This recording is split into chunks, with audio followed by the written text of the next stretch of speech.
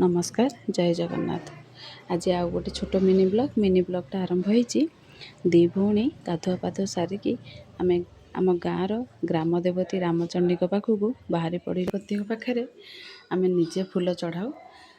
मंदार फूल मु चढ़े ठाकुर दीप टिके बुले देती तापर मुंडिया मारिकी घर आसला पर भाउज चा करके रखी सांगे सांगे आणिकी देले।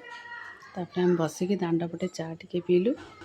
सेपटे पिला बसिकी खेलु था दांड पटे। तापर आम जलखिया करतेलु।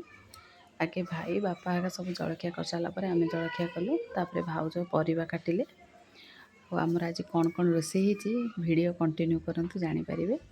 एटा एक्चुअली शुक्रवार न वीडियो एडिट करके छाड़िया को समय डेरी होची तेणु गाँ को आसचु जेते बस कथबार्ता है समय पलाऊँच।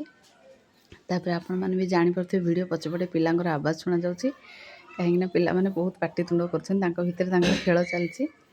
भाउज प्रथमे शाग भाजते कहीं वीडियो प्रथम आपण मानक देखा तापर पणस तरकारी करते।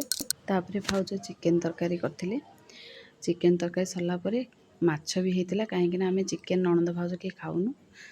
तापर चिप्स करते सब रोषे सरला भाउज बाड़ी देते खायापी। जदि वीडियो भल लगुच लाइक शेयर सब्सक्राइब करेंगे।